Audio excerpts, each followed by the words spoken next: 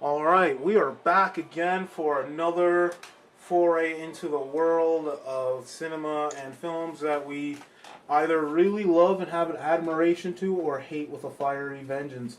Um, this is your opportunity to get your DVD in the player and getting ready and get yourself all synced up so you can listen to this commentary track with this film. Because this is the only way you'll be able to sit through this film is to hear our lovely voices.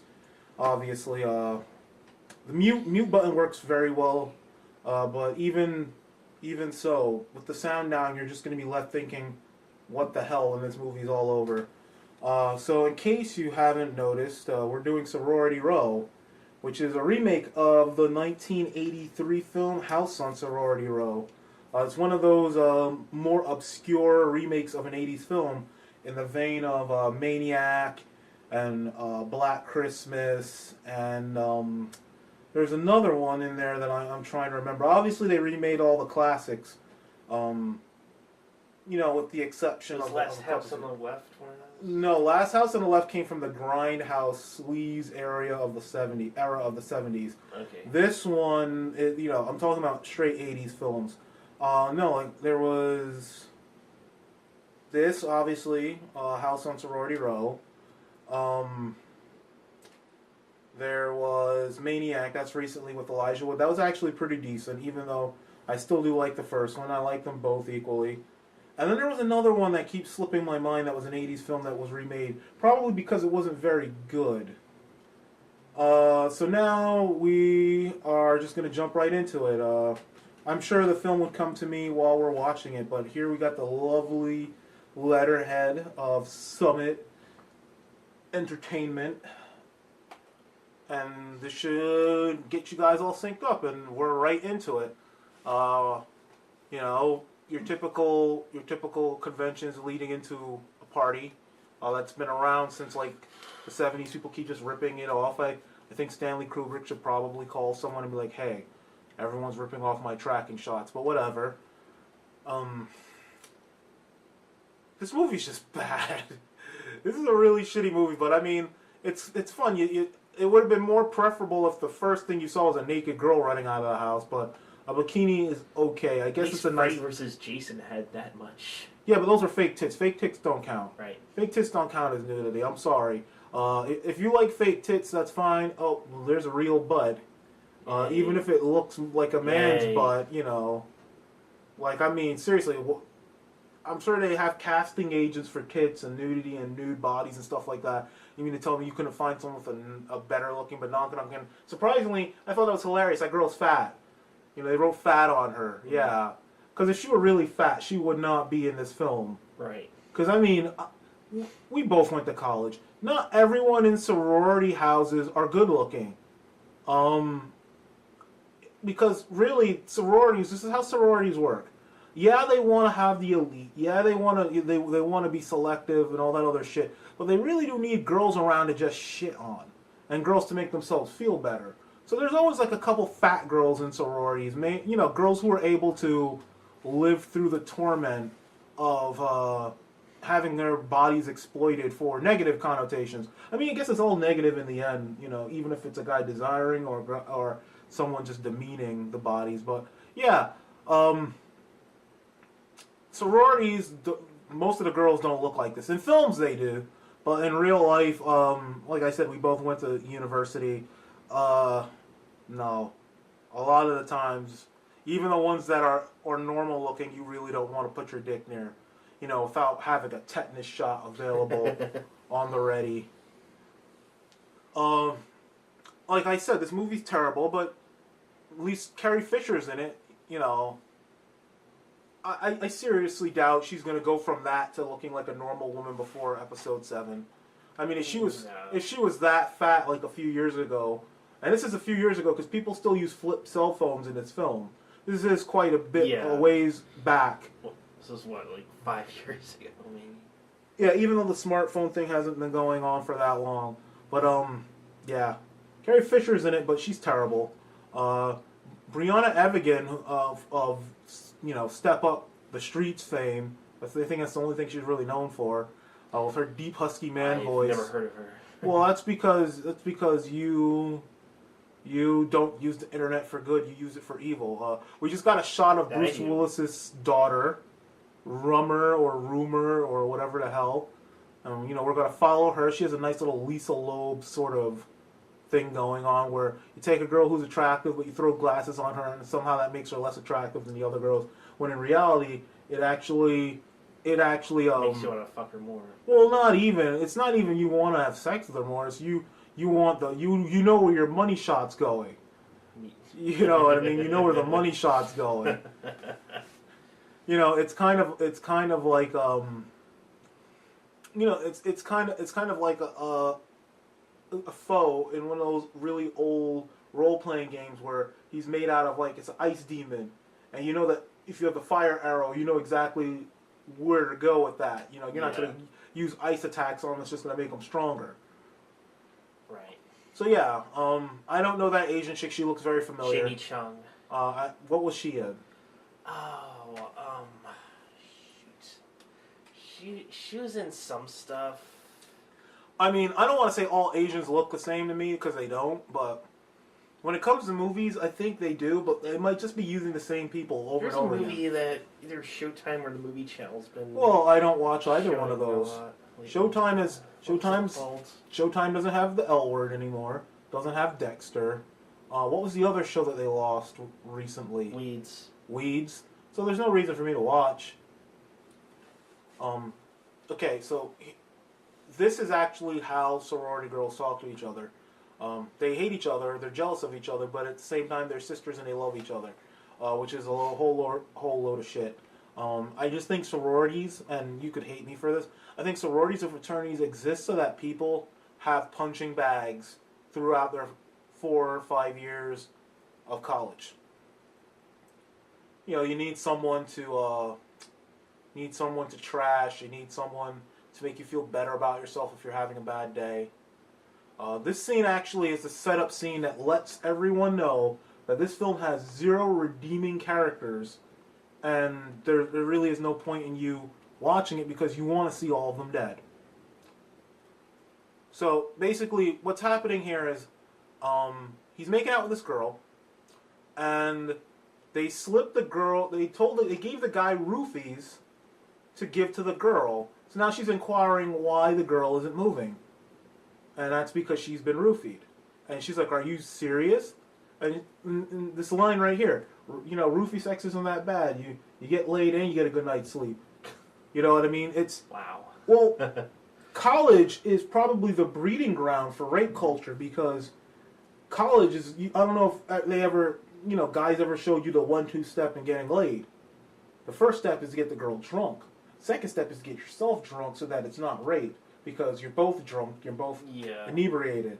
You know what I mean? Because somehow, if you're completely sober and you're hitting on a girl who's passed out, you look like a rapist, or damn near passed out. But if you're both kind of drunk, then it's like it's perfectly okay. So yeah, you play a prank on a guy where you say, "Hey, here's some roofies." And you could, have sex with this girl, and now they're like, "Oh my God, she's dying."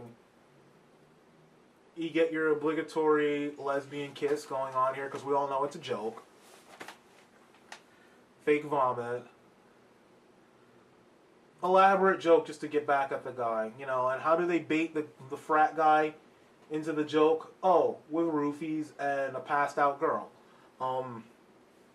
Let me tell you something. Passed out white chicks at a university is like, to white guys, is like the equivalent of walking around with a giant bucket of chicken in Harlem, New York.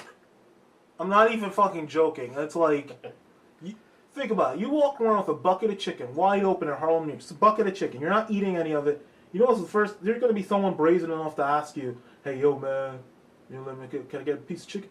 A piece of chicken?" Taking a dip in the Pacific Ocean, covering yourself with chum. Yeah, you're pretty much just, asking for it. The only difference with the chum in the Pacific Ocean is that, that's not really a case in stereotypes. You know, whereas the frat guys being rapists, That's it's a stereotype, but it's also rooted in truth and the black people liking chicken. You might get some people in Harlem that don't eat meat, you know, that are on that clean living. But a lot of the people who are going to ask you for a piece of chicken, I'm pretty certain everyone will want a piece of chicken, but black people are brazen enough to ask you for a piece of chicken.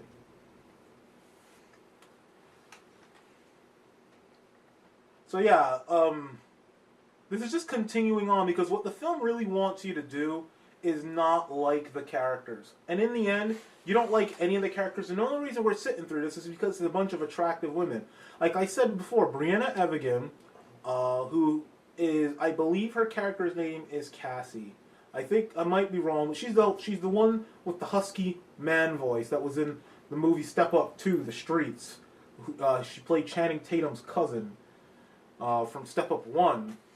Yeah, and you know, she's a dancer, she can really shake her ass. She's a horrible actress, but she does have she has like a sexy voice. She kind of has like a Danielle Harris quality to her if Danielle Harris was a hoe. And I'm pretty certain Danielle Harris has done hoish things. I mean, she is, what, 36 years old? I'm pretty certain she's had a penis in her mouth more than once in life. You know, once you get to that, once you get to that place in your life, and you're a woman and you're 36 years old, you've either had a vagina on your mouth or you've had a penis in your mouth. I mean, it's just opportunities present itself. That's just life. This film is also actually really kind of weird because it feels less like an homage to the 80s slasher films. It feels more like a throwback to the 90s where they had like the Screams and I Know What You Did Last Summer and the Urban Legends, which were also homages to 80s slasher films, but they were also parodies because the characters in those films were self-aware of the genre of horror. Yeah. And all the conventions in them, and they still ended up getting killed, which I think is hilarious. Whereas in the 80s, it's like, you know, they weren't aware of their own stereotypes. Right. More jokes about her breast implants, you know, because the character, if you weren't paying attention, or if you're not watching this, or if you've seen the movie before, then you know that they made a joke about the character being flat chested, and you know she comes back over the summer and she's increased 4 bra sizes. You know what I mean? So there's jokes about her breast implants. It's just in poor taste. But like I said, that's sorority life. You're there to trash a bunch of girls and make yourself feel better. So now, instead of just letting the joke go, it's continuing. This guy is scared shitless. They don't want to dump the body because she has air in her lungs and she might float back up. So now they're going to go and dismember her with sharp rocks, which doesn't really make a whole lot of sense. Sharp rocks don't normally aid in dismemberment.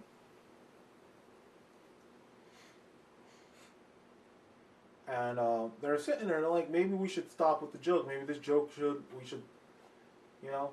But no. And this is the fucked up part, right?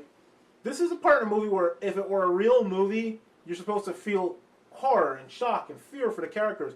I laughed when this happened because they were playing a joke on him, basically saying this girl's dead. We gotta get the air out of her lungs. And what does he do? They're all looking for rocks, and he's a sensible guy still in the situation. He's like, we don't want the body to float. Get the air out of her lungs. So he stabs with a tire iron. You know, they're like, let's go look for sharp rocks to dismember the body, even though it was a joke. And he applies that good old man logic, and he's just like, bam, right in the chest. Now, here's the funny thing. None of their phones can get signals. None of their cell phones can get signals. There's, you know, like I said, it's flip phones. They all have flip phones, so you can tell that this movie's circa 2004, 2005. Yeah, that sounds probably made then, but they were like, wow, this movie's so shit-tastic that we're not going to release it. I could actually look up the date right here because I got the good old box, which is the worst cover art ever. Yeah, it's pretty damn terrible. Gruesome killings, plenty of punch, and lots of attitude. Kevin Thomas, Los Angeles Times. Well, Kevin Thomas, if you send me a friend request on Facebook, I will ignore you. For you lack any sort of taste in movies. Yeah, this movie was released in 2009, 2010. So yeah, people still sort of had flip phones back then in 2010. He did say he had lots of attitude. He just didn't say it was lousy attitude. I mean, it's not even like this movie is just like, oh well, if this movie were a person, it's not like it's a person that doesn't want to get out of bed in the morning and do something with itself. It's a person who thinks they're so great and really they're just terrible. Yeah. And no one's informed them that they suck. So we got the I know what you did last summer moment. One person wants to go to the police. And the other girls are like, oh, well, we don't want our lives to be ruined. We have bright futures. What I'm pretty certain every single one of these chicks are just going to find a man with money and just be a housewife. Or house succubus. No, a housewife, and they spend their days watching The View and fucking shopping in malls. And that's what they do. That's their entire life right there.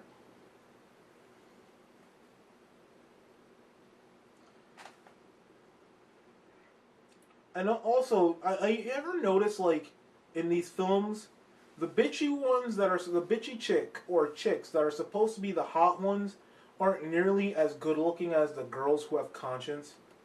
Like, you notice, like, in The Craft, like, the outsider girls were actually more attractive than the popular girls. Yeah.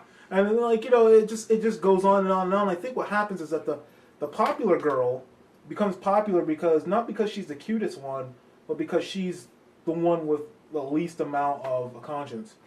Like, my God, you and I both read Kick-Ass and Hit Girl, and I know that they friggin' changed. They had omissions when they translated it from comics to film. But I remember a line in the comic where friggin' Hit Girl or what's her name, Mindy McCready. She's being bullied at school, and the girl that's bullying her is like, I already have 2 attempted suicides underneath my belt this year. I'll have her slitting her wrist by Thursday. And I'm like, and she's proud of this. And if you watch the movie, it's like, she's not the cutest girl in the school, but she's the bitchiest one, and that's why she's at the top of the food chain. Because a lot of people are like, wow, they're friggin', she's bullying Zoe Grace Moritz, and Zoe Grace Moritz is a hell of a lot cuter. Then when she got all dolled up, it was like, well, obviously she's better looking than her, but it's about the bitchiness. Yeah. And I've read. I will say this. I have read some really good. I've read some really good chick bullying. Not really fan fiction because it's not really like a fan of anything. Like like how they have Buffy the Vampire Slayer fan fiction and Star Trek and Star Wars and all that sort of Game of Thrones fan fiction.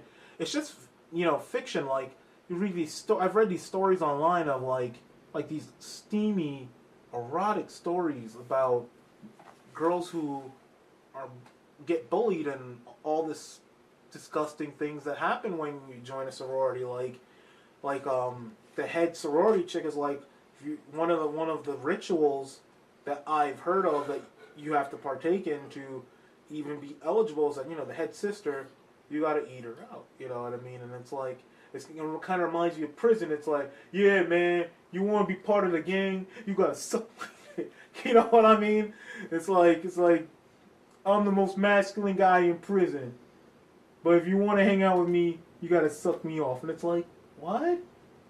That doesn't make any sense.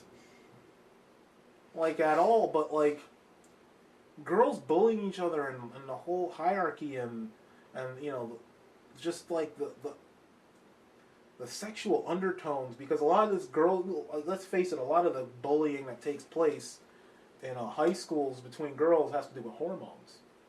And girls going through puberty, and girls friggin' like, sexual aggression being taken out on other girls. That's why, like, high school is when you see the most, like, high school and college is when you see the most, the spike in in lesbianism, and I'm doing finger quotes because normally these girls are just bisexual or they're bi-curious. And as they get older, they're not really, they get out of that phase, but high school, college, every girl is just like, you know what, I'll probably fuck another girl. Whereas guys, it's like, if you're chasing ass in high school, you're chasing ass in college, you know what I mean? And that's it. One track mind. Like Buddy from Just One of the Guys, just one track mind. But fucking girls, it's like, you can have like a best friend, go shopping with each other. One day she's just trying to like put her fingers in you, and sometimes it works out in a way where they get together, and it's a beautiful thing. Why are we even watching this? Why don't we watch something that's a little bit more lesbian? I vote next commentary we do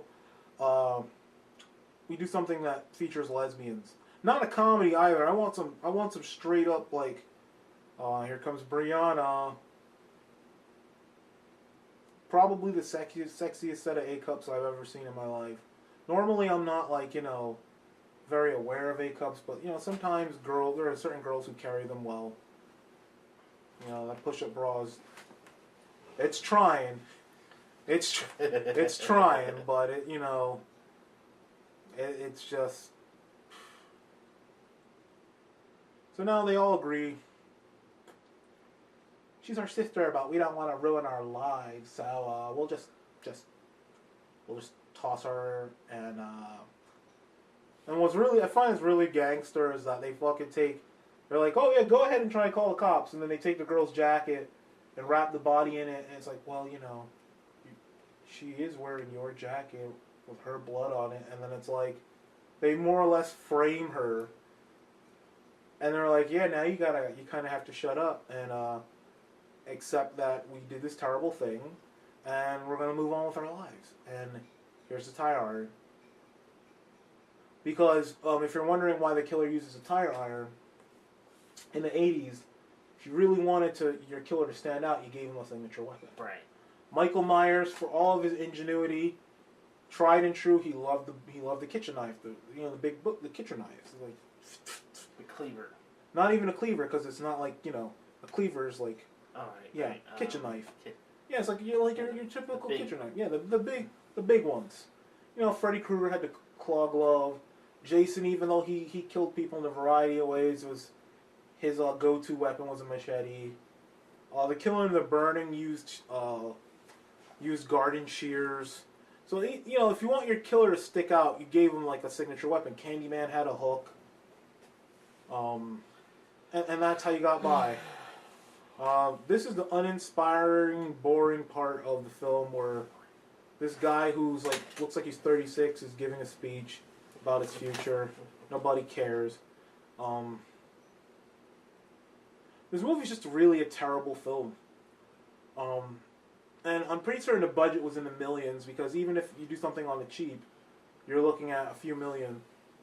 And there's Rumor Willis taking after her mom and drinking her sorrows away.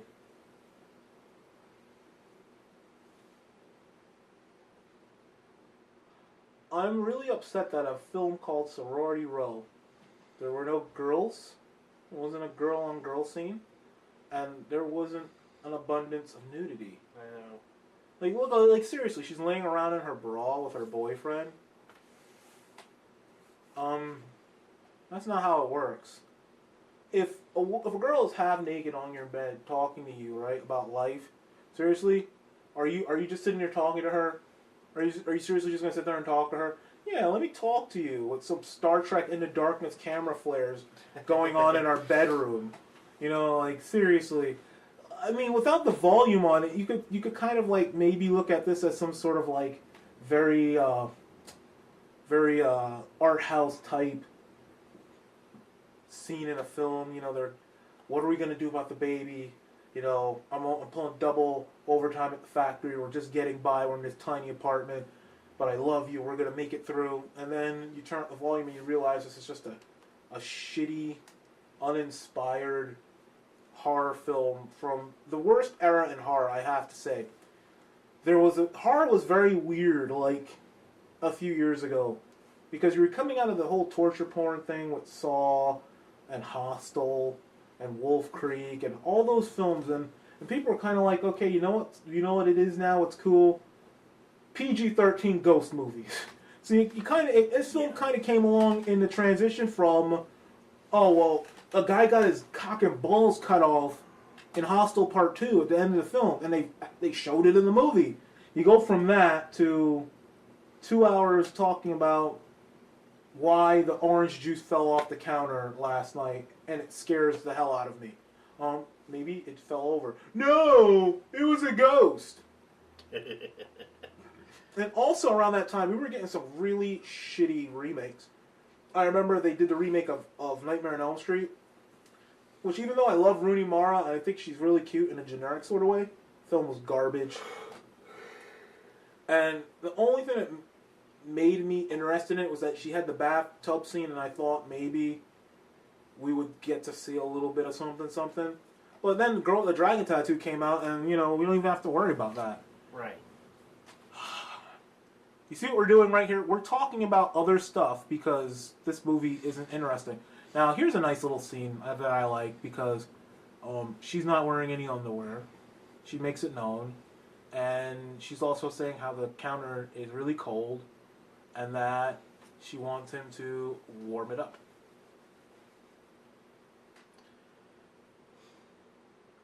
She kind of has like that. She kind of has like a really, like, broke down Eliza Dushku sort of like aura about her. Yeah, I'm sexually aggressive and I like it. You're going to hear a lot of this during this commentary. Because this movie really, it's so boring that it's like, we're really exhausting ourselves just fucking talking about it. And this movie takes so long to get to what it's supposed to be, which is it's a slasher movie. And I mean, and you could chime in and let me know how you feel about this, but I feel like the reason why a lot of these remakes of these 80s slasher films fail is because they try to make them smart and they try to give them depth. And what I mean is Friday the 13th remake, it wasn't a badly shot film. The story wasn't bad. The acting wasn't bad. It was fun, but at the same time, people don't hold it in the same regard as the films that were made in the 80s. I think that's because when you went to a Friday the 13th film, you knew you were going to get gruesome kills and tits. And the story was always very, very simplistic. They're near Camp Crystal Lake. Jason doesn't like them being there. Jason shows up, kills people having sex. Until there's like one person left, and then that's the end of the movie. But with these films right here, it's like they try to give them too much depth, and I think the 80s slasher films just work best playing to their strengths. You had like a bunch of horny kids, teenagers back then who didn't have the internet, weren't able to have access to nude images of nude women like that, unless they had they went and looked at their dad's nudie magazines. So you can go into a film and you could see 3 or 4 pairs of tits, and you could see some really cool makeup effects and stuff like that. And that's why the films work in the 80s. I don't think they work now because it's like we're bitching about how this movie doesn't have much by way of nudity, but I mean, we could just go on Google and type in nude teen, nude college co-ed images. And images. Images so badly that I'm like, I have to bookmark my status because there's so many pages of nude college girls. It's like I'm on page 18. Bookmark. I'm getting there. I'm gonna go through all the pages, and yet you pay money, right, to sit in a theater and hope that one of these girls does like a topless scene. When really you could just see as many topless girls to the point where it actually kind of burns you out because it's like, especially if you go to you go all these girls have webcams now and all these girls that have phones on their cameras. Every girl I know with a phone on their camera takes at least a couple pictures of their boobs. You know what I mean? And it's like, it's just access to all of that stuff to the point where it's like, you could see, if you really wanted to, you could see 1,000 different pairs of tits every single day. Different pairs. Not even the same pair over and over again. Different pairs. So what this movie's failing at what it's supposed to be. We're getting the tension here, they're talking. Obviously, okay, so that's the victim's sister that shows up. She's gonna rush their sorority. The fucking generic boyfriends show up. There's gonna be a party, last party of the year, because all these movies center around a party of some sorts. Yeah. And yet, how far are we into this? We're about almost a half hour into this movie, and we only saw a butt. Not even a nice looking one of that. There was a second butt. I'm not speaking about them, so obviously they're not very eventful. It's not like Lady Gaga's butt at the fucking Video Music Awards. And for better or worse, Miley Cyrus's butt at the Video Music Awards that everyone said looks like Hank Hill's ass from King of the Hill. Yeah, I mean, still talking, and more talking. So how do you feel about not sitting in it? So you're sitting here watching a film. It's 30 minutes into the film, and you don't see a single pair of tits. I saw tits earlier, so I'm good. But it's still like, you know, you haven't seen a single pair of tits in a movie that's supposed to be about sorority girls.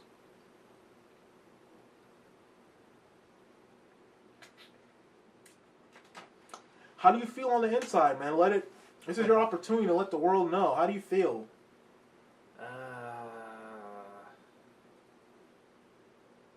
If we'll put it this way: if someone gave you money and said you could do your own Sorority Row movie, how long into the movie do you think you would wait until people saw boobs?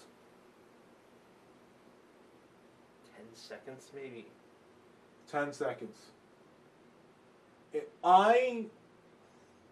I would have the title. I'd have the title, like, you know, opening title image, just be a pair of tits. Starring, introducing, and nobody cares who's in the movie because there are tits behind the credits. And then of course, Rumor Willis, I'd be like, listen, we're just going to call you Bruce Willis's daughter. Is that cool? Introducing Bruce Willis's daughter. Yeah, he's yawning. I'm drinking Pepsi to stay awake. That's because this film is terrible. Really, I just don't know what's going on right now. You know, she's having conflicts. Wait a minute. Is that a smartphone? What? Whoa! This movie just blew my mind. Now it's like I guess the budget was like, we have a budget for one smartphone. Oh, you know what it is? She's the one that survives. Hence, she has the smartphone. And everyone that dies has a flip phone. So basically, it's the phone company saying, listen, you want this phone. You want this new phone because if you don't buy this new phone, you're going to die. A guy in a freaking graduation robe with a tire iron is going to kill you. Don't have a smartphone, you'll end up having to use a flip phone. You end up having to use a flip phone, you accidentally kill your sorority sister.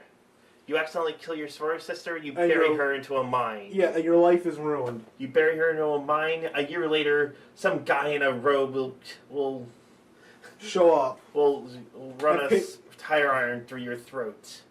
Don't have a guy in a robe run a tire iron through your throat. Get a smartphone. Get a smartphone, because guess what? You'll never... You know what's funny? I think she got the smartphone because like her other phone wasn't getting reception before. She couldn't get reception. Right. That's why her friend died and all that. This film just... You know the commercial I was trying to... Yeah, it's just... Oh, there's Carrie Fisher. Oh, Princess Leia. All old and fat, let herself go. Grand Moff Tarkin blew up the wrong planet.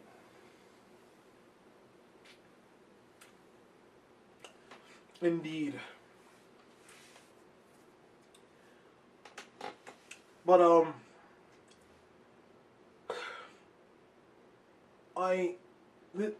you're going to hear me say this a lot, but this movie's just really, really bad. This is one of the few entertaining parts. Just because if you'll notice that it's Carrie Fisher, and Carrie Fisher is being a little bit edgy, calling girls bitches, being a bitch, blah, blah, blah, you know, because she's the dead mother, and she loves her girls, and blah, blah, blah. And meanwhile, the two things that you came to this movie to see, you're wondering, when is somebody going to get killed? When are we going to see tits? with all the talking, I'd say we're about a half hour into the movie. Alright, so now I just find this... I know all films need to set up things, and I get that. I get that telling a good horror story is all in the setup. A lot of people shit on Hostel, but I thought what made Hostel, the first one, really successful is that the first half of the movie, just a bunch of guys backpacking through Europe, banging hot chicks, living our dream. Yeah. We got to see boobs. We got to see lots of boobs. We got to see all the good stuff. We got to see some really hot Eastern European chicks, and you know, you're having so much fun with them that the whole movie could just be this, could just be that, and then you're just like, okay, cool, I like this, and then that's when the horror kicks in. Mm-hmm. This movie's setting up all this crap, and it's really unnecessary because in the end, what made Hostel what it was that people really weren't certain what the film was. There was a mystique about it. Even when you were seeing it, you know, if you're not familiar with backpacking through Europe, you're not familiar with, you know, certain things, then you still didn't know what was going on. In this, we know we got sorority girls. We know it's a slasher movie. It's like a half hour into the movie. No one's gotten killed, and we haven't seen boobs. This character here, she's going to get Oxycontins from her therapist, her psychiatrist, who she has sex with to get extra drugs and stuff like that. And there's a game that they play called Catch Me. It's like Catch Me, Rape Me. Catch Me, Rape Me. Catch Me, Rape Me. And you haven't seen this shit fest, but I have. This is my third time watching this week. This is my second time watching it today to prepare for this. And you're gonna get a kick out of what you're about to see. I think you'll get a chuckle.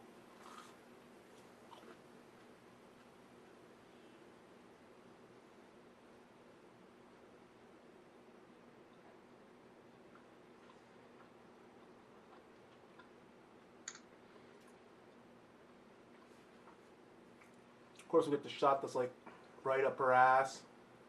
She's having a little trouble with those heels. Doesn't look like she's very comfortable in them.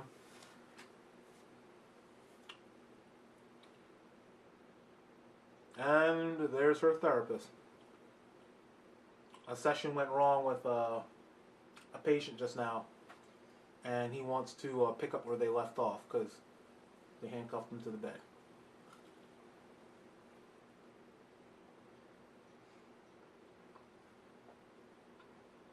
So I'd like to believe that whenever this girl wants extra drugs that are off prescription, she has sex with her psychiatrist.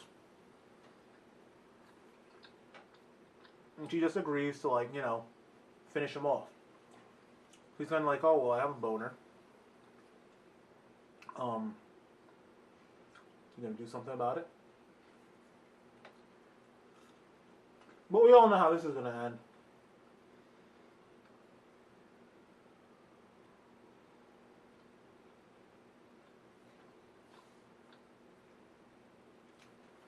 Oh, and the key was within his reach the entire time. Sort of. Oh, he's just overacting. Here it comes. Hurrah! Good aim. That was some ninja shit right there. Well, I mean, let me ask you a question, I'm pretty sure I've seen a weapon like that used in a video game. Yeah, it reminds me of the cross in Castlevania. When he throws it like a boomerang. Now, let me ask you a question, right? If you're a psychiatrist, right? And I'm not just saying this as... I don't want you to respond as a guy, but if you're a psychiatrist and that was one of your patients, would you have sex with her? Yeah. I think that's most guys. Except for me. She's so loose morally that I don't know if I'd be able to...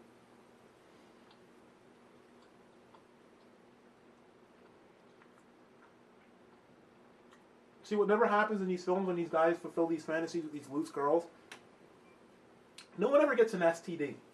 But in real life, STDs happen.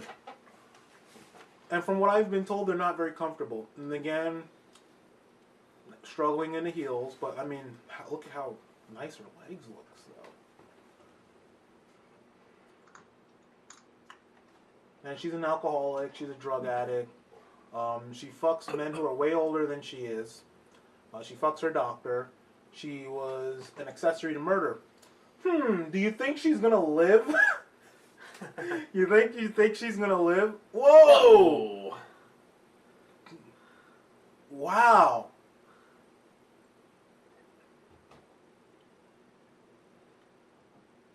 And she doesn't have a gag reflex. Apparently not. That's like the very thing that came to mind right there. Yeah, I mean, I could see. She was used to it. I could see why her therapist she likes handled her. bigger. When you have no gag reflex, it's not even a matter of bigger. It could probably go all the way down into your insides, and you probably won't gag. That's a bad thing to have, though. Your gag reflexes are there in case something goes down there and it's choking you. Yeah. It's your body's reaction to try and get it out. Not to mention, if you're a dude with an oversized dick, you don't want to be able to send it down too far. You know, if body acid were to burn the tip. Stomach acid. I don't think that's how anatomy works, but I know. I mean, if you want, you can be one of those guys that just, likes to cut women and have sex with the wound. You could just make an incision over his stomach and, thrust, pump. You notice how we're talking about all this crap and we're not talking about the actual film? Yeah, there are people who like to cut certain areas and have sex with the wound. They're normally people out in the woods that, are married to their cousins, but whatever. Who am I to get in the way of true love? Well, you notice how, we're talking about all this other extra crap that has absolutely nothing to do with this film? That's just our style of commentary.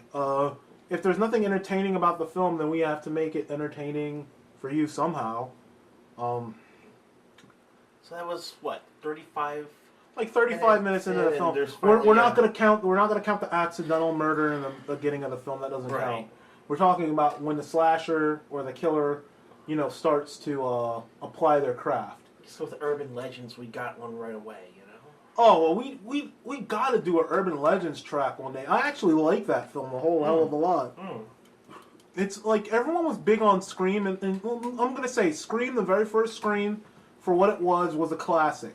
Yes. The sequels weren't as good, but surprisingly, I actually liked Scream 1 and Scream 4 the most out of them. And I think the reason why is that because Scream 1 and 4 were both this whodunit horror story set in a small town, whereas Scream 2, it was college, a bigger environment. Scream 3, it was Hollywood.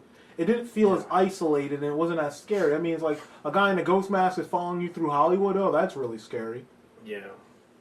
And I also like the twist of Scream 4. If you haven't seen Scream 4, you could not listen to the commentary here, but I like the idea that, and Sam brought this up, our friend Sam, she brought this up when we did our favorite horror movies video for our YouTube channel. She loved Scream 4 because the victim in the film was the killer. Yeah. And I thought that was kind of clever. And it was a commentary about how nowadays the length that people go to become famous. Yeah. So I actually like Urban Legend, Scream are two of my favorites from that era. I also love Candyman, but that doesn't fit into that whole self-aware horror bubble. I know what you did last summer. But I was so young back then that I just thought I was cool because I was a kid that had a bunch of horror movies, and kids my age didn't normally have horror collections or anything like that. That's a nice butt, and it's obscured by a towel. Yeah. And she's putting on a bra while she's still wet. See, this is annoying me. That's annoying me. The scene contrast. That's fucking annoying. As all hell. They're fake tits, but whatever. All the tits here are fake, but whatever.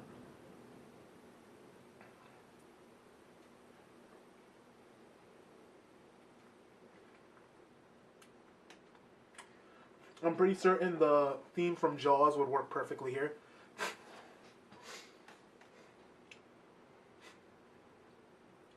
I like how her skin has the Thandie Newton complexion. She's not as cute as Thandie Newton, but she's Asian, so who she gets compared to is a lot steeper. There aren't many women that look like Thandie Newton, but there's a hell of a lot of Asians that look like her. This is why I could never be born a girl. I would be the biggest lesbian on the planet. I would be doing gay stuff to my friends all the time. Uh-oh, she's being bullied for not being a senior. And she's underclassman in a senior shower. Now she has to drop her towel and walk out there.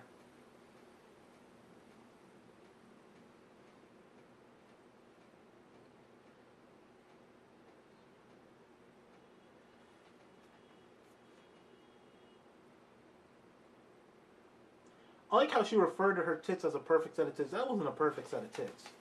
No. I mean, you know, it's really hard to find a perfect set of tits. I can't really think of any actresses that possess a perfect set of tits at the moment. I don't even know what perfect set of tits would mean. Like, I like all different sizes and shapes of boobs. Like, what would be a perfect set of boobs? Some people say, oh, well, you know, boobs that are a handful, but it's like, I like small boobs, I like big boobs, I like all kinds of boobs. I like friggin', I mean, for crying out loud, I would totally bang Susan Sarandon, and her tits are like at her waist.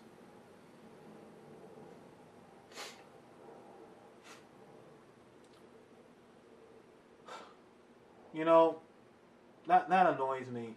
Because it's just letting you know that you're watching a film. Because in real life, no one would deliberately try and hide their body like that.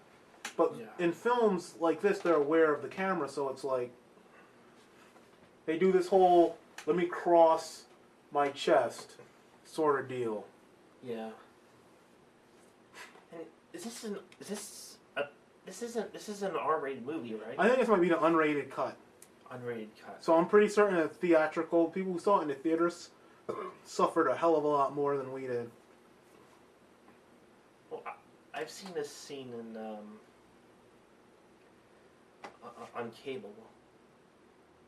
Yeah, but the thing is, on cable, is like it doesn't matter. You get all different types of cuts, because the pay-per-view cuts are different than what ends up on HBO and ends up on Showtime and things like that. Because I remember, like, certain films that are just on demand are different than the ones that actually end up like on HBO, Showtime, Cinemax, Stars, stuff like that. Oh.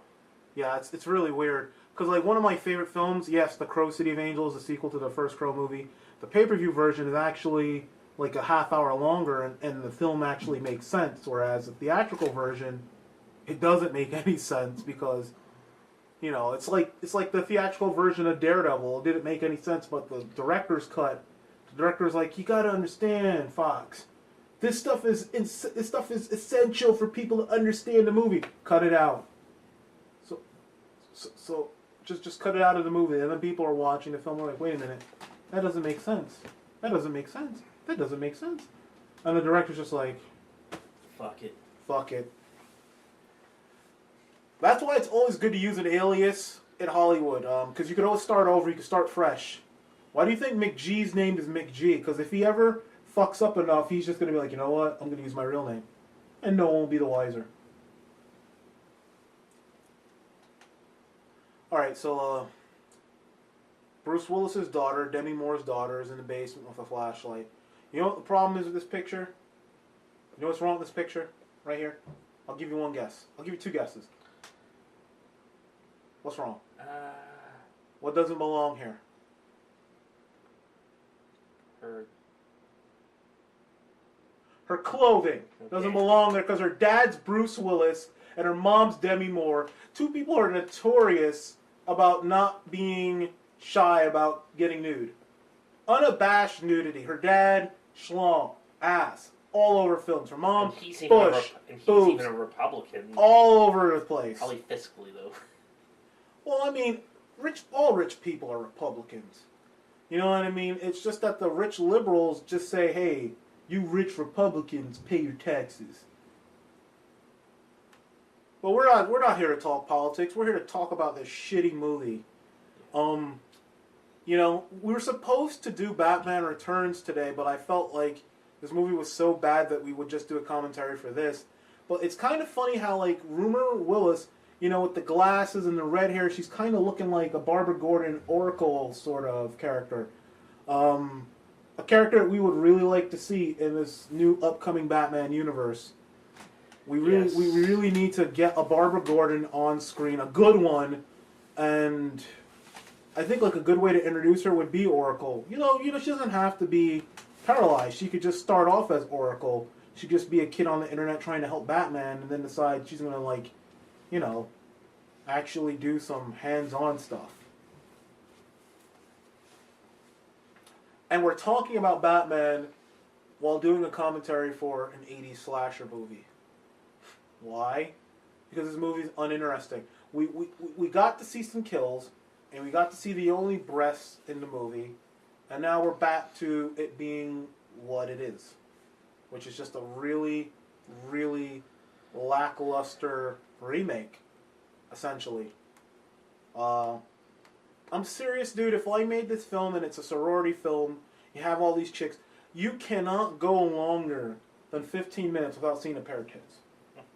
No. The girl at the therapist's office, I would have had her get butt naked and lay down on the couch and get ready for the guy to come and mount her. You don't suppose the actresses may have hoodwinked the director? None of the, you know, they might have asked them, the only "Are you okay with nudity?" And they're like, "Sure, why not?" No, because then he signed shit.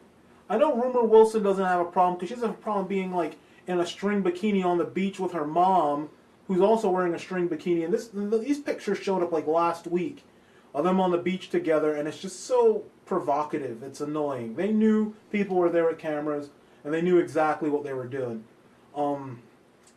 I think the only people who probably had problems with nudity were Brianna Evigan and Jamie Chung. I think those were the only two that would have probably had like issues with nudity. And it's not even that actresses have issues with nudity. It's like, who would want to get nude in a movie like this? But this is what I'm saying. In the 80s, you found girls who would do this stuff, and that's how you casted your film. Right. You didn't look who's thinking to themselves? Brianna Evigan, she's kind of hot at the moment. She was in Step Up 2, played Channing Tatum's cousin. You know, people sort of know who she is. Let's throw her in this movie to try and get people to go see it. No, if she's not going to be willing to do nudity, you find like a brunette in Hollywood who's willing to do it. Again, why do you think we liked Hostel so much? Nudity. We got to see nudity. It was nice. It was you got to be entertained. Because here's another thing about Hostel it's a sad that I got to talk about Hostel while we're doing Sorority Row. One thing that's really sad, or one thing that's really great about, was that were those tits? Yep. With shitty lighting. Yeah, always. It's like the Jessica Biel nude scene in that film where she was a stripper. Shitty lighting. What was I saying? No, the reason why Hostel was so entertaining was because, like I said, you knew what you were getting, and that was it. You knew what you were getting, and there wasn't a problem. And this film, we're not really getting what we want. We did get boobs, but in a shower scene. You know, that's expected. No one fucking showers with their clothes on. What we're not getting is gratuitous sex scenes. We haven't gotten one yet. Now, here's my problem with shower scenes. As erotic as they could be, they just come off as like, you know, a health class video. But, like, you know, sex scenes, it's like, you get to see jiggle. You get to see them bounce. You know? You get to see some ass. Fucking A, man. What's this more talking? There's so much talking. You see, and here's the thing, right? I just praised Scream and I praised Urban Legend, and both those films didn't have nudity. But those films were entertaining and the story was good, and no one went into Scream thinking, okay, I'm going to see tits. No one went into Urban Legend thinking, I'm going to see tits, you know. Kind of hoping, but, yeah. Yeah, but see, it's like, you were like, okay, this is a good horror film. This is a movie about sorority chicks. I don't give a damn if it's like an Oscar award-winning film about sorority girls fighting against toxic waste that gave one of their sisters cancer and she died suddenly, and she died like 2 hours after getting her degree at graduation, and they were fighting the man. I still want tits and ass. And for a sorority party, Like, we've all seen Girls Gone Wild back in the day. Yeah. Still way too tame. One girl threw her top off. One girl. We're not even getting like subliminal drive-by toplessness in the back. The movie You know what I mean? Project X was better with that than this one. But the way that movie was marketed, if there were no tits in it, it would be really disappointing. Yeah, there would be no point to watching it. Because really, it's a testosterone film. It's about a party. Whereas this, right? Here's the thing with this film. Yeah, there's sorority girls, but when you look at the cover doesn't really offer anything. Here's the thing. In the 80s, when you watch movies that had to do with slumber parties, sorority rows, college girls, whatever, what would you see on the cover? A girl in like a white t-shirt, some panties, a killer, and you knew that you were going to see skin, and you were going to see a slasher film. We're looking at the box of Sorority Row, and it's one of those floating head boxes where they take all the stars and they float their heads at the top, and then you have like a picture at the bottom, and then you have the actual title at the top, near the heads. And nothing about this cover, screams, we're going to see boobs. Nothing. Like, at all. So here we are, and this is supposed to be the climax of the film, where it's building up to the crescendo. Somebody knows something. They're all worried. People are disappearing. There's a guy walking around, and some people are going to get killed. We really could just fast forward to the end of the film, and it would just be that. But the ammunition is really for the end of the film, because the end of the film is just so fucking ridiculous that it's just. We don't want to ruin it for you guys because the ending is awesome. Best ending of a film ever.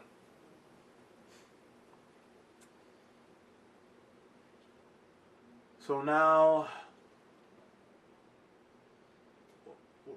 girls doing their makeup. Girls because this is what we want. This is what girls doing in their makeup. This is what we want. Movie. Not even a sorority movie. We're watching a sorority movie. You know what I mean. Well, it's a sorority movie that's like an hour into it, and we're watching girls put fucking makeup on. We're not like, maybe we're like 45 minutes into the film. We're watching girls put fucking makeup on their face. 55. You know what I mean? It's well. Here's the thing. It says 22 there, and we had the break in between, and we were around 35 minutes. So we're close to like an hour into this film, and we got what?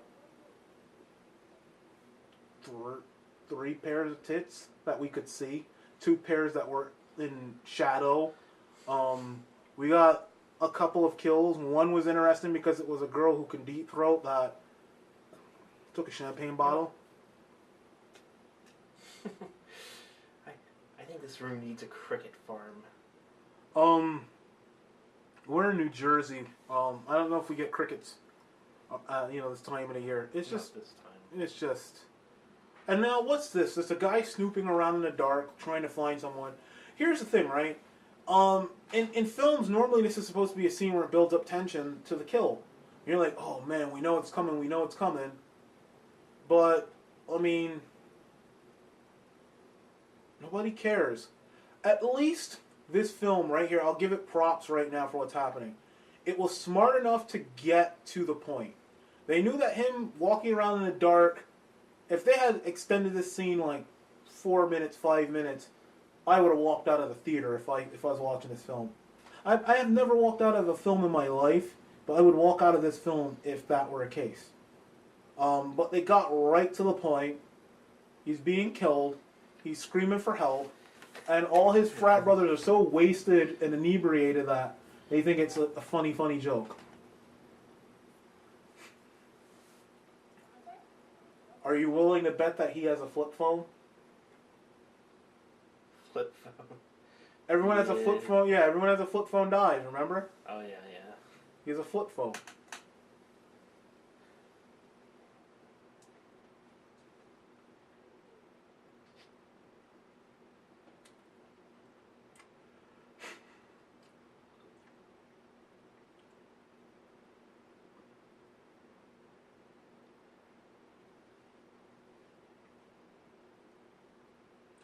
So do you think this killer made the tire iron weapon himself? He had 8 months to do it. I would think he would have to, actually, because how do you have something like that made and not raise a couple of red flags? Hey, Yeah. just make it four-sided, make that shit pointy, and have it be light enough that I can throw it. Why? Where's the tits, man?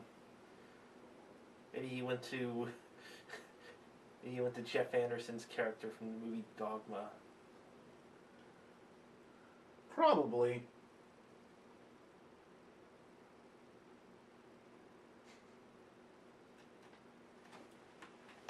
Okay, you know what I would have done if I were given the budget for this movie.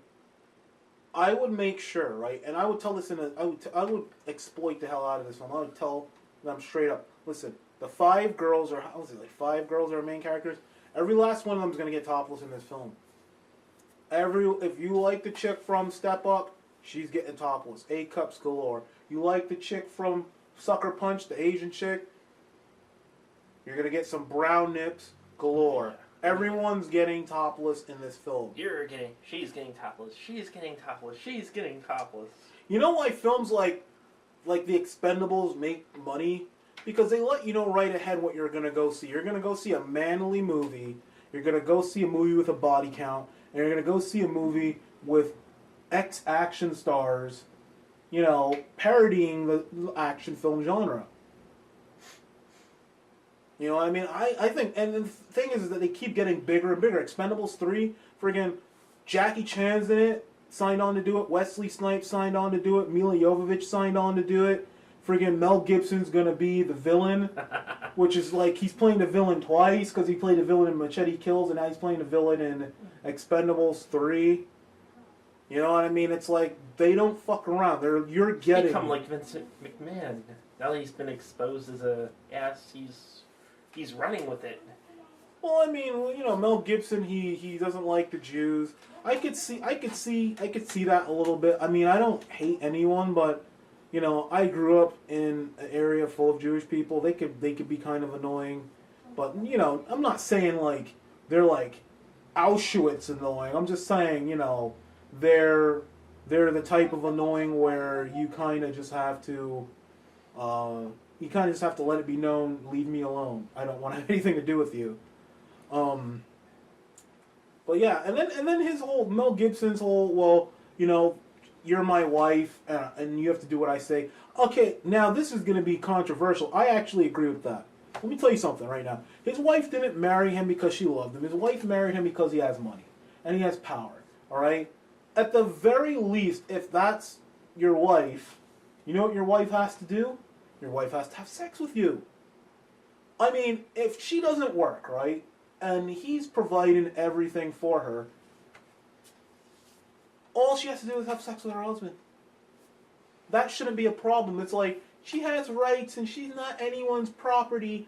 Dude, they didn't marry for love. She married him because he has money. And he should get what he wants. I'm not saying... Maybe if she gave him what he wanted, he wouldn't have to take it. You know, but... I kind of agree on that. See, because I feel like, okay, if a woman's a gold digger, then the book on respect and chivalry goes out the window. Fuck it, we'll do a Fahrenheit 451, we'll burn it. Because seriously, if a woman doesn't respect herself enough to be looked at as something beyond an object, or if a woman doesn't respect herself enough to demand something more out of a guy other than monetary compensation, then fuck you. Why should anyone have to respect you? You know, it's like for instance, right? If a girl poses nude for a live drawing class, you respect her. Yes. But if a girl is on the internet twerking and wearing a shirt throwing her cleavage in your face but not getting nude, she's a whore. Because there is no whorishness about nudity. It's natural. When you cover a woman, that's when you objectify them. Because you ever stop and think, you know what? Like okay, you know, this is we're gonna get in trouble for this if she hears. But our friend Sam, right? She's an attractive girl, right? all the years knowing her, when she was wearing clothes and stuff like that, so, and sometimes when she would wear like all kinds of stuff, when she was in a band and she would wear her shit, her titties all like served up, you're thinking, damn. But then when, I did the project and she got topless, I'm just like, her boobs. Like, seriously, it's worse when the women are covered. I mean, if you cover a woman, that's the first step in objectifying them, because then you're sexualizing them because you're covering something. Like in a film, right? If someone's being tortured, if they're being water tortured, if they're wearing like white top and white underwear and they're getting doused with water, it's sexualizing them because the clothes cling to them, and it's a sexual thing. But if someone's getting water tortured in a movie and they're just butt naked, it's just the brutality of it. There's nothing sexual about it because, like, you could see the actual, like, pain.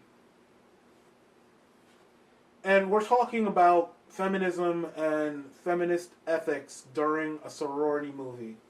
You failed as a movie if we're talking about this. And this is supposed to be the climax of the film. They're going to go see if her body's still there because they suspect that maybe she didn't die, which is ridiculous because she got a tire iron to her chest. She came back from the dead, waited a year, I guess, for her lungs to mend, and now she's killing all of them. Her lungs are her heart. Well, she got stabbed in the lungs because they had to clear, because the whole thing was that they wanted to clear the airway out of her lungs because when they dumped her, they didn't want her to float because they're like, the one girl who's pre-med's like, or the one, pre-med, she's like, oh, well, if there's water and if there's air in her lungs, she'll float. And the guy freaked out, even though they were joking, and he stabbed her in the lungs. So now we're back to where we started. And she's pointing a flare gun at him. A flare gun. Even though, let me tell you something. I'm curious to see what happened if you shoot someone with a flare gun. It's something I've always wanted to do. But she's pointing a flare gun at him. And then he gets hit with a car.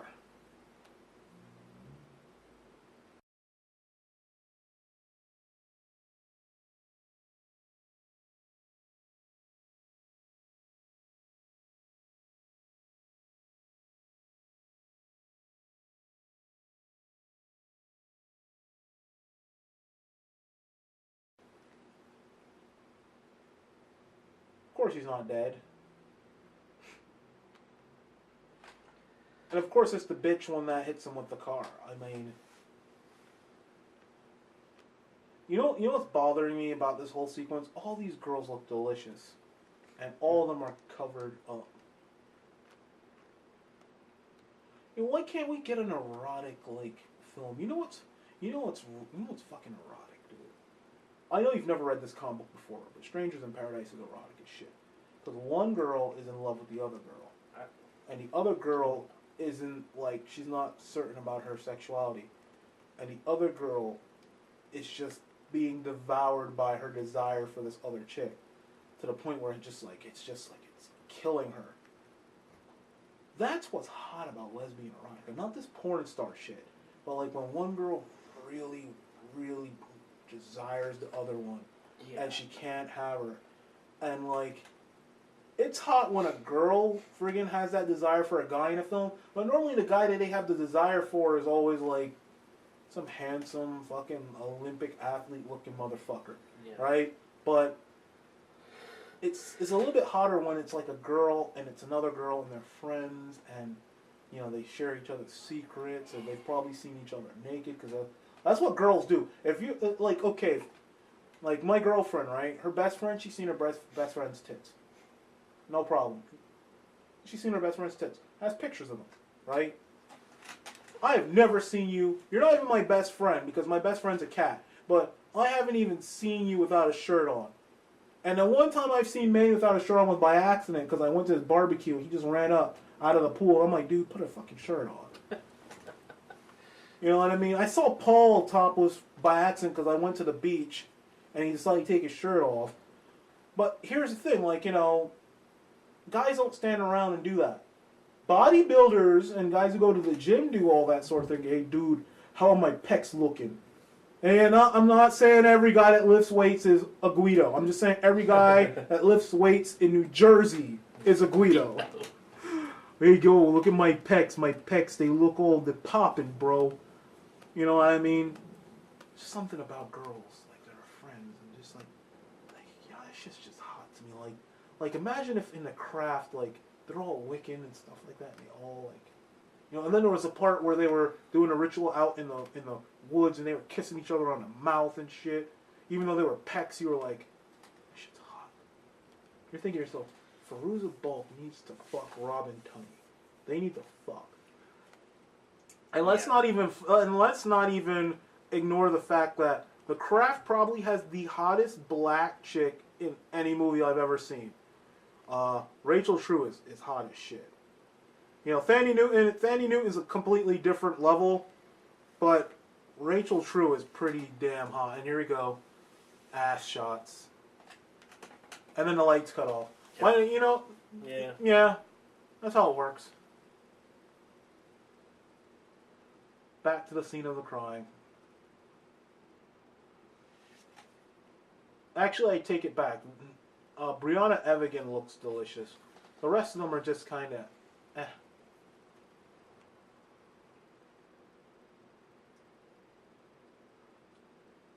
I'm sorry. I'm apologize. I want to apologize to everyone out there, because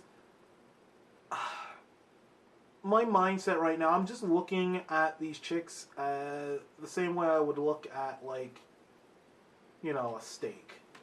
I'm just, it's just, I haven't had a steak in a long time. I'm just, you know, it's like if I went to a buffet and I got like a plate full of meat, you know, they're just, I'm looking at them like meat. I'm sure they're people and they have hopes and dreams and all that other stuff, but they also have tits and ass, and your tits and ass outweigh your hopes and dreams as far as I'm concerned. I know it's a terrible thing. I mean, I know your hopes and dreams are everything, but I guarantee you, right, if you ask a girl honestly, what's more important to them, their tits and their ass or their hopes and dreams? Most women would say their tits and their ass, because let me tell you something, a chick's tits and their ass can get them all, you know, it can take them farther in life than their hopes and dreams. Yeah. Like, if you're a girl with big tits, but you also want to be an astronaut, your big tits are going to take you farther than your dreams of being an astronaut. They're going to be like, this is preposterous. You be an astronaut? Look at the size of your breast. You know, so it's like, and most women will admit that their tits and their ass are larger assets to them than hopes, dreams, intelligence, etc., etc. It's like that song, Show Me Your Genitals. That's, you know, it's big on the internet. The guy said, one of the lines in the song is, he's like, I can't have sex with your college degree. he's like, you know, he always said, I can't stick my dick in your college degree. It's true. he could, but you have to just go get another one made. Like seriously, is there an actress out there that you think is like super duper hot right now? Just throw any name out there. Anyone you could think of. Name an actress that you would want to like bang. Name just anyone. Anyone. Ooh. There are a number of names. Just one. All right. Celebrity has a delivery sex system. Or a sex service, delivery sex service, and you could call for one right now. Who are you calling to order to your home?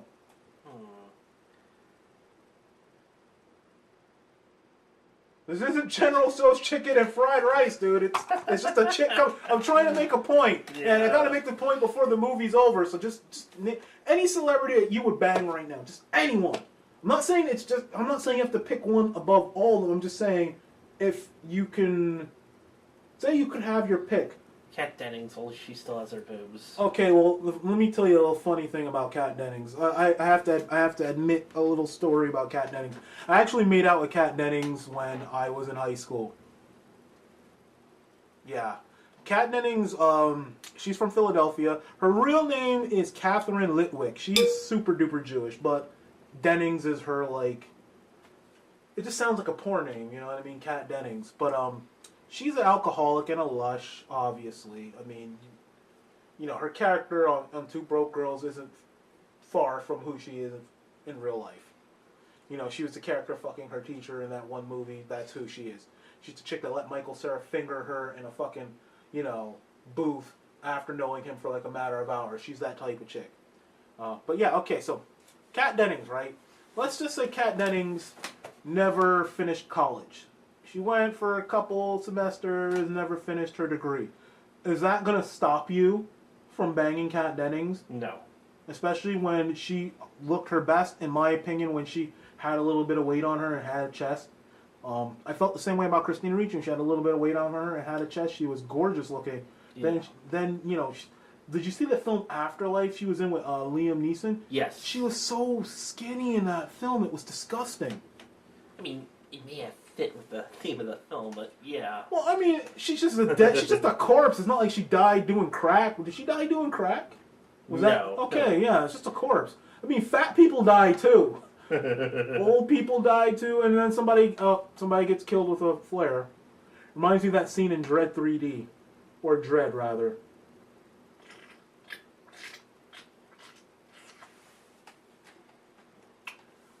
I just realized something while I'm drinking my Pepsi. The tab is there for more than opening up the drink. It's to stop your tongue from being sucked into the can when you're drinking it. I didn't know that. We're drinking Pepsi One because we love Pepsi One. Now, here's the thing, right? If you really love us and you love our commentaries, you know, as we delve deeper and deeper, because believe it or not, this isn't the shittiest movie we could actually do a commentary to. But as we get deeper and deeper in you know, shit territory, we may need more and more provisions, namely Pepsi One. But if you really love us, you will take Pepsi One, made it with some wild cherry, and make like a wild cherry Pepsi One, because that's something that, Pepsi, what the fuck? Just put some cherry flavoring in this. We've been wanting wild cherry Pepsi One for how long now? Forever. Yeah. Forever. Like, how hard is it? You know what? They probably give us lemon lime green Pepsi One before they give us like Pepsi One. Cherry Pepsi One. So the corpse's sister, who's still in high school, I believe, but is a senior, so she's legal, just had sex with the bitchy girl's boyfriend. You see how this film sets up these characters? This is what's really funny about the film. Not a single one of the characters in this film are likable characters. Even the victim's sister, who, if she were like a mousy, shy girl who was really upset over losing her sister and wanted to know and was depressed the entire movie, you would fear for her dying in the end. And maybe Brianna Evigan's character would have sacrificed herself to save her sister's, to save her friend's sister, to make amends for what happened. But yeah, then we're talking about a good movie. Yes. You know, instead they made the sister a bitch and a whore, and it's like, nobody, not even Carrie Fisher with a shotgun's likable. You know what I mean? She's standing there friggin' with a gun. Oh, and yep. You killed my sister. You killed my sister? How? She didn't even react like that. Let me tell you something. If you found out that they killed her sister, wouldn't you break down and cry and then try and choke her? If I were making this film and I wanted to make it a good film, I would give her a moment to let it sink in, get really upset, and then attack her. You know, maybe have one of the girls be like, "We're so sorry," trying to explain to her. She's just like, "No, I don't want to believe it. I don't want to believe it." And then she attacks. I would go Scooter from the Muppet Show on them. But yeah, it's just like, okay, I gotta show you that Robot Chicken skit. It's like, okay, here's a gun. Carrie Fisher with a gun. That resolves that issue. Now here's another issue that needs to be resolved. Carrie Fisher, right, in this film, right? Real talk, honest talk. Would you bang her? Ooh.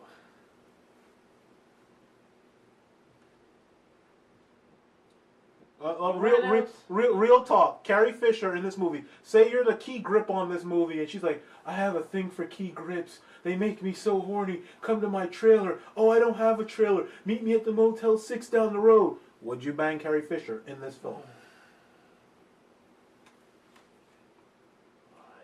Damn it. You're in a company of friends. No judgment here.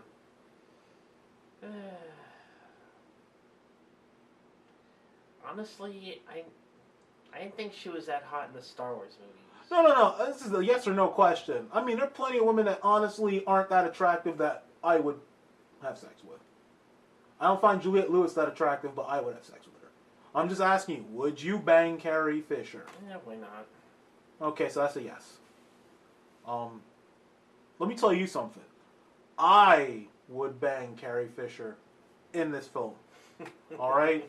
And I'm not, it didn't take me like 5 minutes to dance around an issue like this guy. I would bang Carrie Fisher in this movie with nothing on but my socks.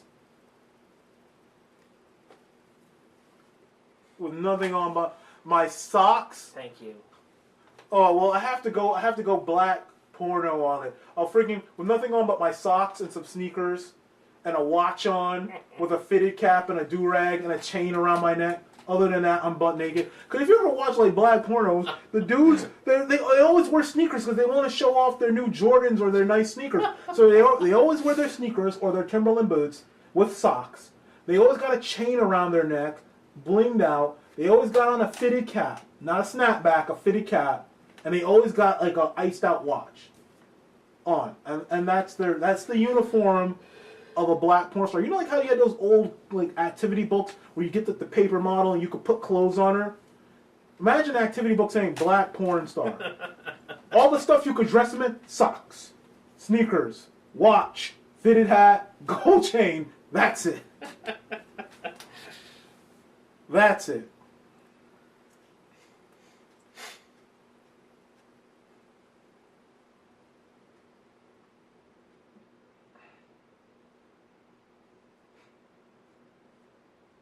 Dude, look at that cleavage, though. I mean, where did those come from? Because if that came with weight, then I say, go right ahead. Because she didn't have much of shit back in the day. She didn't have anything. You want to know a fun, interesting fact? Carrie Fisher never wore underwear on the set of Star Wars because George Lucas convinced her that in the future, no one wore underwear in space. Interesting fact. Now you learned something. Wow. Listen. This new set of Star Wars films. Cut the fucking shit.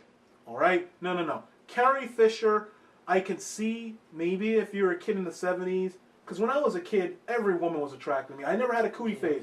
All my teachers I would bang, even though if I go back and think about them, I'd still do it, but right? And then the second trilogy, it upped it a little bit. You know, Natalie Portman's beautiful, but I don't find her sexually attractive. She's more like the type of girl that I would, live on a ranch with, and, friggin' mow the lawn, and wake up to her, and friggin' drink Folgers, and kiss her before I go to the office, and spend her money because she's rich, that sort of thing. Rich. But when it comes down to, like, laying her, I'd be like, don't you have, like, a guy you have an affair with that you can call, maybe?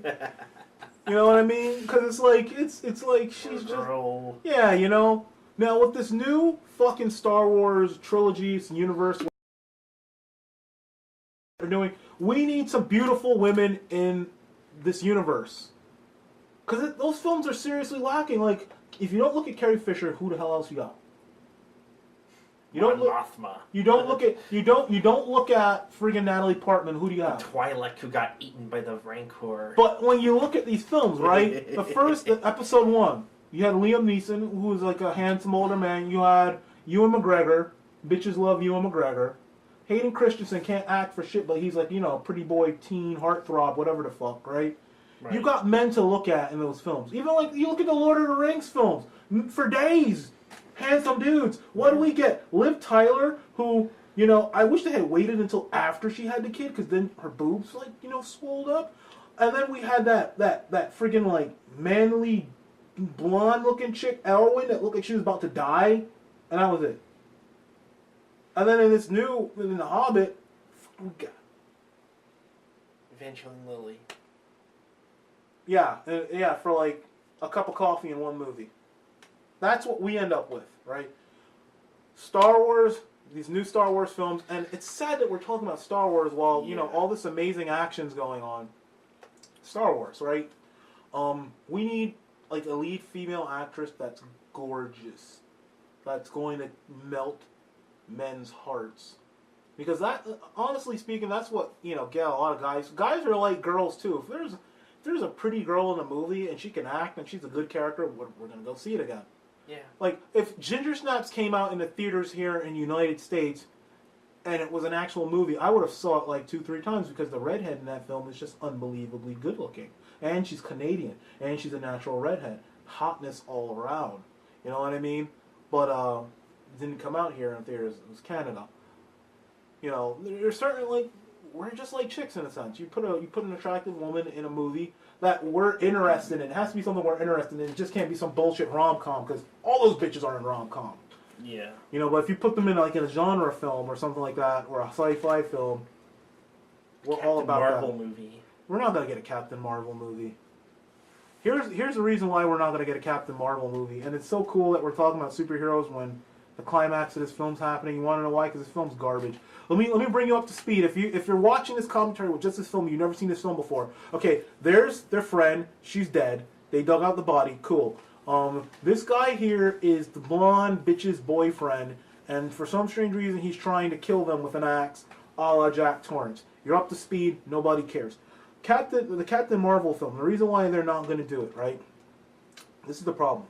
If they had did it first and pulled the trigger on it first, it would have made a whole lot of sense, because they would have set the table for a female superhero film. But once Wonder Woman's done, or I put Wonder Woman in a film, she's the only real female superhero that people look at or acknowledge, right? Other than Batgirl. And even Batgirl is kind of an offshoot of Batman.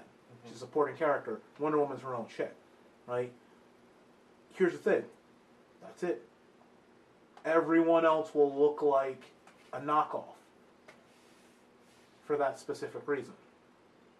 So even if they did do a Captain Marvel movie, she would not be held in the same regard as Wonder Woman. It's like if they did this. It's like if Marvel made a movie of the Century, right? You know who Century is. Yeah. And it came out last year. How many people would want to go see the Century? And how many people would want to go see Man of Steel? Yeah. The Century probably would have made like $300 million. Man of Steel ended up making what, $670 million worldwide. So it's like, because that Superman, Century feels like a knockoff.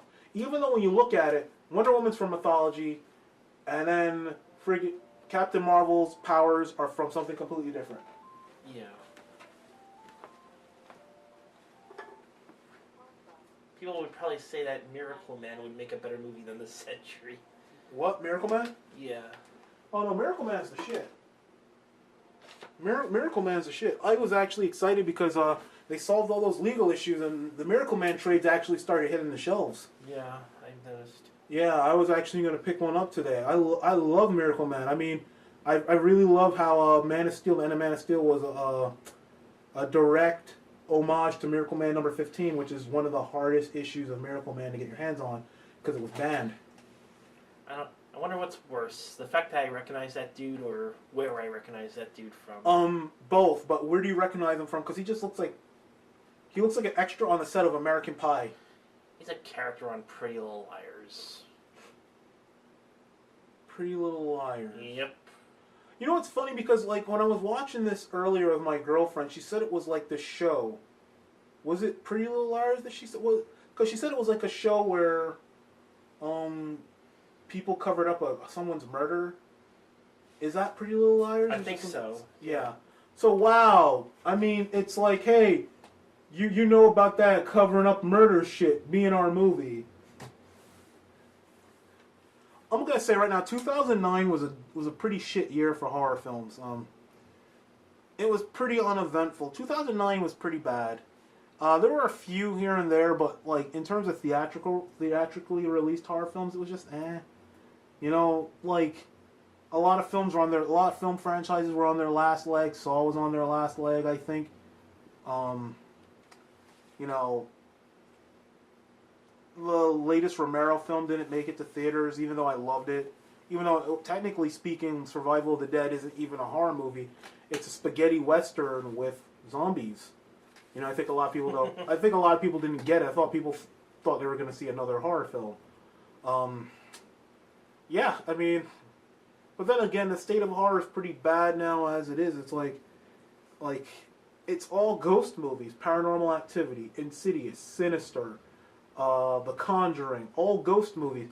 I like a good ghost movie here and there, but it's like overkill. It's overkill because it feels like the same old thing. What I would like to see, I actually did like Rob Zombie's Lords of Salem, even though it was basically Rob Zombie announcing to the world, "Hey, I saw Suspiria, but here's my take on it." You know what I mean? But yeah, I just wish horror films would go in a different route. I think like there needs to be a new ground because paying homage to things that have already been done is kind of like eh. I think the torture porn stuff was kind of like a new subgenre.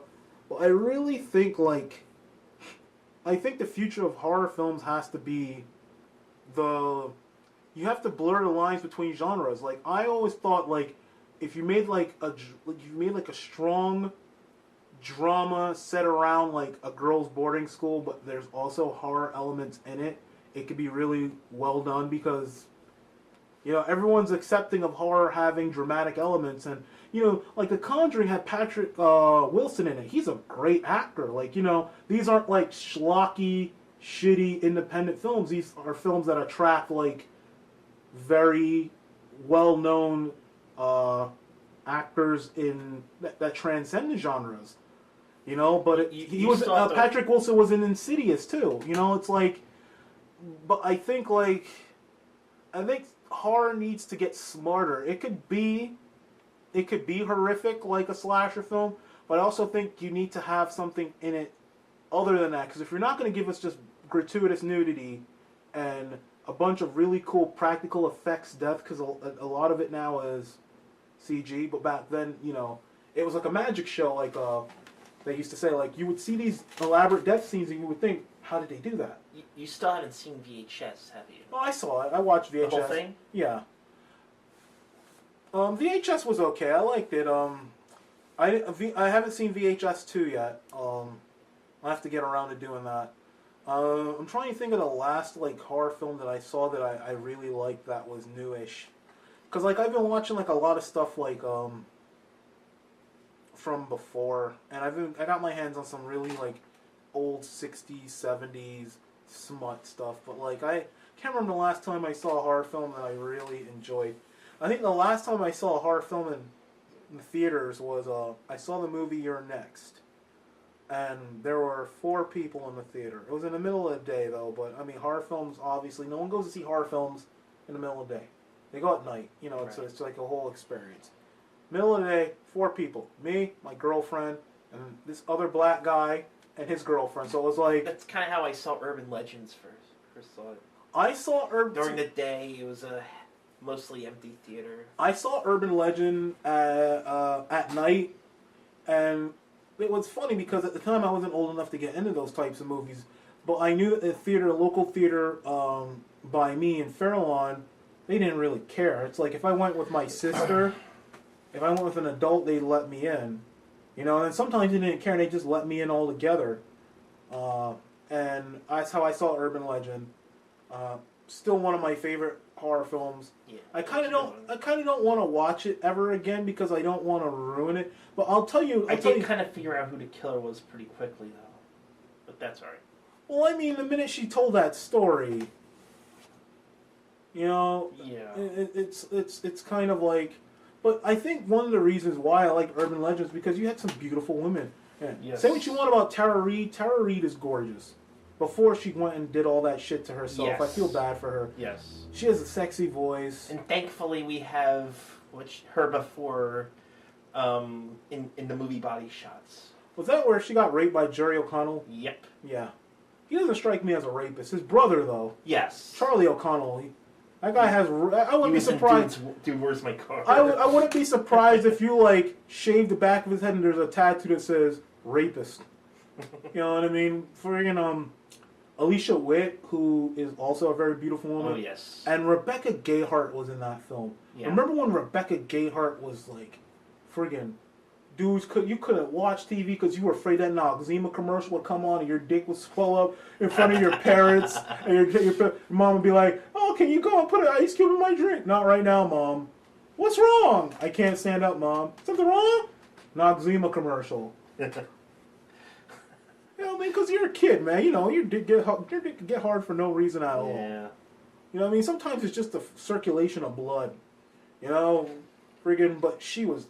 You know, I loved her. She had those eyes and she had the big curly hair. Yeah. And damn. It's a shame that... Did she ever get nude? Other than those pictures of her on the boat. And other than the video that was released. She made a sex tape? It was her and another girl in the bathtub. I think I remember and she that. has a boyfriend. I think I remember that. There are some nice looking chicks in that movie. And none of them had to get naked because it was just an interesting movie. You used urban legend, like And a nice setting, the atmosphere. Well, here's the thing, like, you know, horror movies are all about setting. If you get a good setting put together, it does all the work for you. Yes. The reason why I love Ginger Snaps so much, the first one takes place around my favorite time of the year, autumn. You know, it's about girls. It's about womanhood. It drew that metaphor of becoming a woman and becoming a monster. Yeah. You know, and it was like, you know, Canada in autumn. It was a beautiful setting. Urban Legends, Northeastern University. You know, one of those classic looking schools. Great setting. You know, Scream, great setting. Camp Crystal Lake, shot right here in New Jersey, the first Friday the 13th. Great setting. It's all about atmosphere. If you get the right atmosphere, you can make your movie work. I like Critters a whole lot because the atmosphere was great. And it's funny that we're talking about all these movies we like, and we just talked through the entire climax of this film, and we barely said anything about it. Why? Because it's garbage. Now here's the ending. This is a beautiful ending. Look, it fades to black, right? So the Bruce Willis's daughter lives. The step-up chick lives. And the sister lives. And now 15 months later, the house is rebuilt. I missed that earlier. I guess this is 15 months later, and they're playing around. They're having a good time. A fucking water balloon to a girl wearing a bra underneath a t-shirt is pointless. Very pointless. And they're all happy. You know, in a house that a bunch of people died in. And a bunch of girls who look way too old to be in college. And... you know, people working on the house. And I just find that fucking hilarious because somebody actually thought at Summit Entertainment that they were gonna make a sequel. They really believe that people wanted to see more of this. It's like, yeah, make a sequel. I want to see what Brianna Evigan and Bruce Willis's daughter's doing 10 years down the road. Okay, so now we have credits. We don't really care about any of this. We'll take this time to talk about something, though. This is going to be very difficult for me to speak about because it's going to be a very painful decision that's going to have to be made on my part. If you enjoy this commentary or you just enjoy hearing us talk about shit, but want to keep it within a theme, if you want us to do another remake of a shitty 80s movie, let us know, and we'll do another commentary, or we'll pick another one of a classic 80s remake.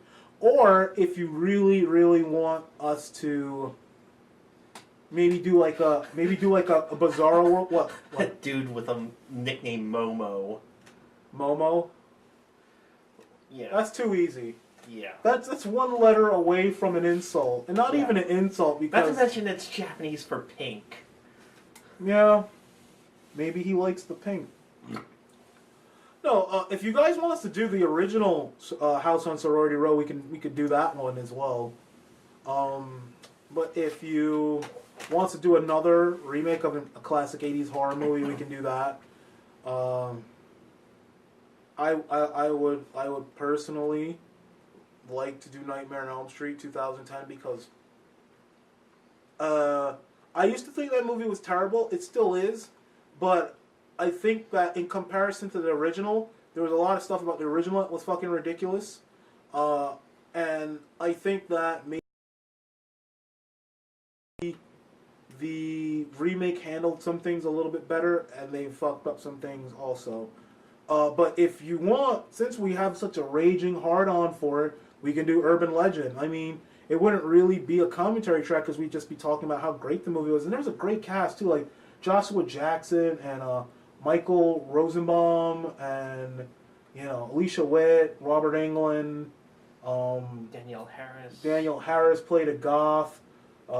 Wait, I thought she was the girl at the beginning. She was the goth roommate. Oh. Yeah, she was the goth roommate. You have, Tara Reid's not a great actress. Rebecca Gayhart's serviceable. But you have Hooks from Police Academy. Yes. And she hasn't fallen far from her little, stereotypical area. Don't move, dirtbag! Well, in the movie, she doesn't say, don't move, dirtbag. She says, don't move, you psycho loony bitch. But, it's all good. She plays a security guard in the movie, because... Loretta Devine, that's her name. There we go. For some strange reason, she reminds me of the black chick on the Popeyes commercials. She's... Try my ripping chicken, dirtbag! She's the one who still has a career. Out of Police Academy? Yeah. I think most of them don't want careers, you know what I mean? It's like, I think a lot of them just got into the movie business, made a bunch of money, and a lot of them are family-oriented now, Oh, wait. Bailey, he's still... Well, I saw Steve Guttenberg in a horror movie a couple years ago. I forgot what it was called, but it was about a bunch of people who worked at this bodega that had an apartment above it, and the owner decided to have a poker night because they have these routine poker nights, and they get locked into the convenience store, and they're upstairs and they're playing poker, and they have to wait until... They have to kill time until morning when he comes and opens the store because they're stuck there. They can't call out. And Steve Guttenberg was the killer. I just ruined it for you, so who done it? But Steve Guttenberg's the killer. But I mean, if you couldn't figure that out from the beginning, because Steve Guttenberg, never trust a guy with a curly mullet. Not Steve Guttenberg, not Uncle Joey, not AC Slater. The curly mullet, dude. It's death. And he was also on the second season of Veronica Mars. He played a pedophile.